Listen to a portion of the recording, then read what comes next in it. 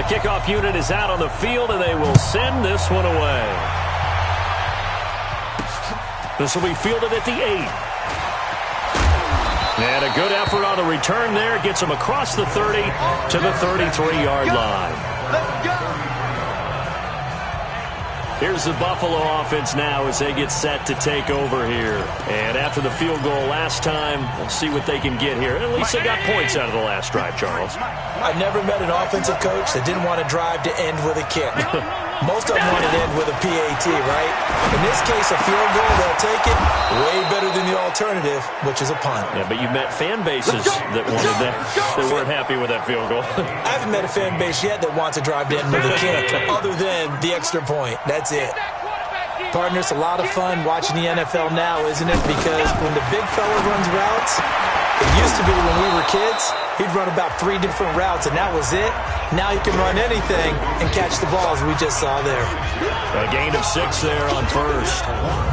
But that's what you're looking for when you want to throw the ball downfield. You want one of those guys who can play out on the perimeter, can play out wide, who can not only get open, but when they're covered, can uncover themselves downfield and create catches.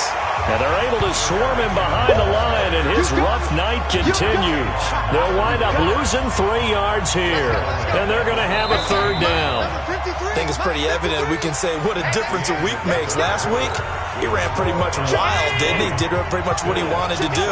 But this one, they've stopped him cold. That, to me, that's good scouting and even better execution. Yeah, and they stopped him behind the line right there. They obviously watched the tape a few times and made some adjustments. Give him 7 yards on the play as they do pick up the 3rd down conversion. But it appears that they read man defense and went to the out route, and what you have to do on that one is the receiver's got to make sure he works the defender. And he's going to be hit and taken down. Back right around the 48-yard line. Joe Schobert gets him for a loss of 10 yards from his linebacker spot. Man, he got in there so quickly, Charles. What could the offense have done to adjust and account for that? But what you're hoping is that you figure out, you see. Oh, the pressure too great, and he goes down once more. Rashawn Gary able to record his 5th sack of the season. Well, this is what happens when you get behind the chains, as people like to say. When you have obvious passing situations, hard to vary it up and fool a defense. And you hate those situations if you're an O-lineman, right? Oh, without a doubt, because you just know they're coming, and you never know exactly how. They can be exotic in their blitzes, or their athletic ability just takes over. Need something from deep in the bag of tricks here after 1st and 2nd down went backwards. It's 3rd and very long. From the gun, it's Allen, and that is incomplete. Great coverage there all around. Really didn't have many options to throw the football. Very little chance that that one was going to be completed. Every receiver was locked up. So they're forced to punt on 4th as this one's away. To return is McKenzie. We'll call that a punt of 38 yards officially. And the offense will take over with a new set of downs. And now Cleveland geared up to take the field. They're holding on right now to that slim advantage in a 1-score game. And you hear a lot about 2-minute offense and 4-minute offense. Obviously, the 4-minute offense applies here. How do they run that effectively? Yeah, really what the 4-minute offense is you're just trying to grind the clock. So you want consistent gains, steady gains. Doesn't have to be big plays, but it has to be plays that gets first downs and keeps the ball away from your opponent. But certainly throwing the ball is in the mix here. It certainly is. Just make sure that you're careful with it. And again, get those first downs, keep possession of the football. Both teams working on short rest, but this has been one of the better Thursday night games we've seen as they come up here on 1st and 10. And he'll take it across midfield and into Buffalo territory. Well, at this stage, that's exactly what you want offensively. Good run on 1st down, stay in bounds, keep that clock rolling. And look at that play chart that the play caller has in his hands right now. That's what you got to focus in on, because that's divided up by section. And right now, he's over that 4-minute offense section. What running plays do we have to bleed down the clock and take care of the football? Right now, they're executing really well. Defensively, they're okay with that. Short little route, tackle him inbounds. Okay. All right, cliche alert. It's time for someone to make a play because they've got to have something bigger downfield. They can't just take what they give them. They've got to force it and make something big happen for them. And they'll bring him down at the 18-yard line. Give him a couple on the catch. It's 2nd and 8.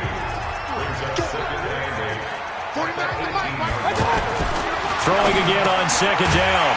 Mayfield, and he rifles it complete, caught by Landry. And they'll bring him down at the 13-yard line. As big of a play as we've had in this one so far. This is 3rd and 3. They'll toss it to Hunt. Yeah, he is marked down right about on top of that imaginary yellow line, but they say he's a bit short. The ball's still a few inches shy of the marker after the 3-yard run, so now a little soul-searching on 4th down.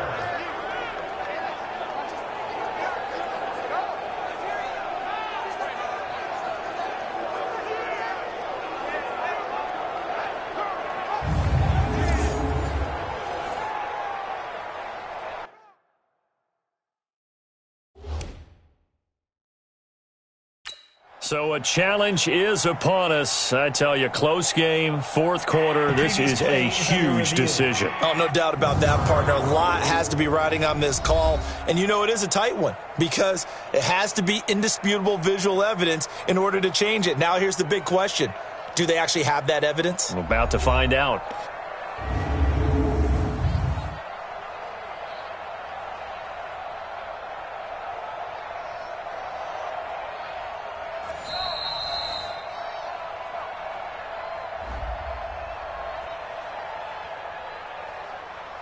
Well, he challenged the play. It did not pay off. And that means he lost a timeout in that challenge. And as a coach, you hate that. Don't know if you took the advice of the player, you threw it yourself, but it didn't go your way. At the end of the day, it all comes back to the head coach. He has the final determination on whether to actually challenge the play or not. In this case, it didn't pay off for him. And that's got to be so heartbreaking. You throw that flag, you probably feel really confident, and then all of a sudden, boom, you lose the challenge. Yeah, when you take a look at it, you're throwing that flag because you believe you're going to be right.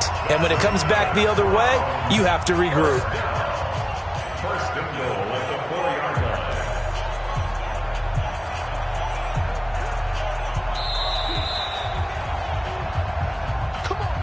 line. 3 points separating these two sides with 2 minutes left to go in the 4th. So the Browns in possession of the football here as we get you reset. They've got it 1st and goal as they search for what could be a game-sealing touchdown. Flush to his right. And he'll take it into the end zone for a Browns touchdown. Set to Bell with his 2nd touchdown of the game, 4th of the year. And the Browns add 6 to their lead. Well, it'd be real easy to say that they are firmly in control right now, but I'm looking at your face and I'm thinking I've got to be careful with that. Well, it's a 2-score game. You're inside at 2 minutes. I think you can breathe relatively easily now. Yeah, you can, but still, you got to stay vigilant. Can't give up anything cheap and easy. That could put you in some jeopardy.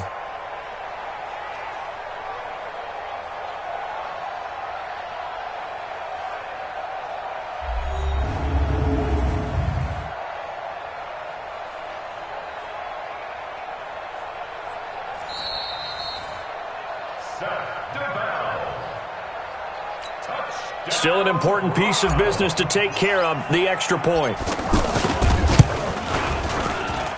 And his guys will take a 10-point lead. So that drive takes him down the field in 8 plays. And it's capped off by the Browns touchdown.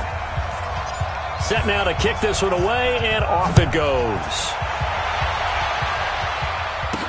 This fielded a few yards into the end zone. And no run back here. This will be a touchback, and it comes out to the 25-yard line. Josh Allen in the offense now. Down by 10. A minute 54 on the clock. And their 4-game winning streak in great danger.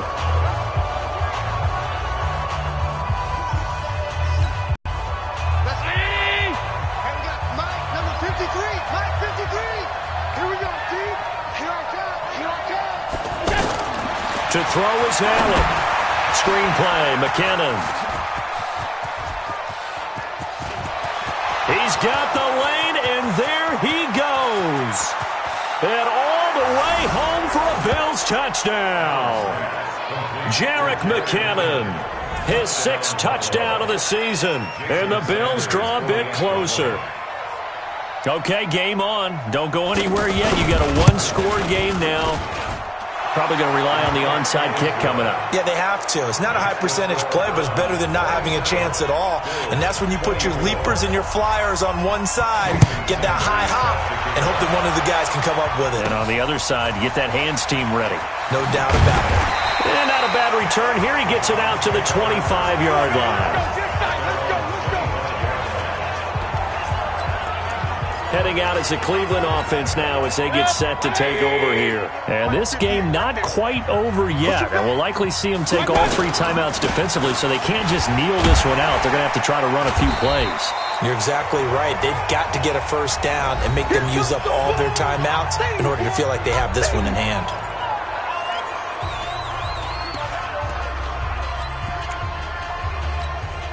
So they come up on 2nd down. If they can get another run like we just saw, would likely put an end to this thing. Alert! Here's Mayfield. Over the middle and into the hands of his receiver Landry. Now the Bills will use the 2nd of their timeouts as they'll get it with just under 90 seconds remaining.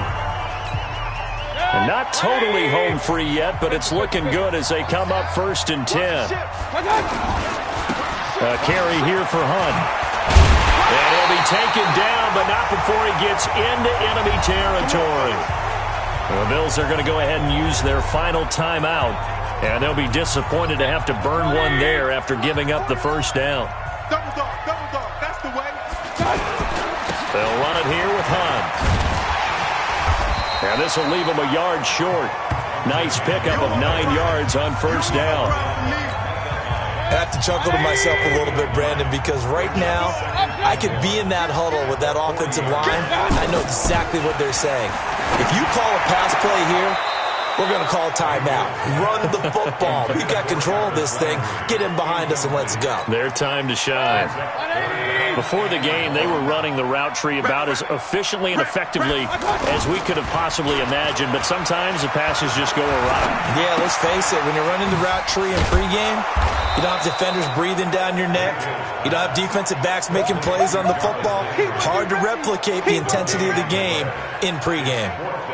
Well, if you're going to pass on 3rd and 1, you better get a first down if you complete it. They completed it, but no gain. The aiming point has to be beyond the first down marker where you throw the ball. 3rd and 1, you can't have anything that's even close to the line of scrimmage. Otherwise, you run the risk of what we just saw there, not getting the first down.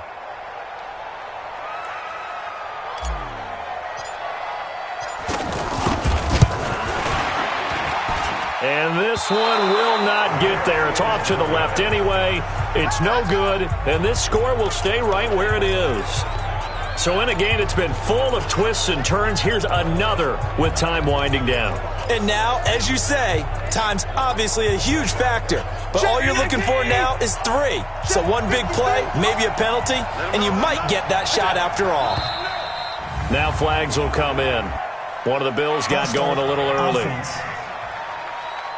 And maybe they were coming with a blitz that time, and it caused a jump. I think if we saw it, you know that they saw it. Might have been a little discussion down there. Bad guys coming. Pick them up. Pick them up. And someone jumped. Back to throw. And he's taken down. This will be a Browns sack.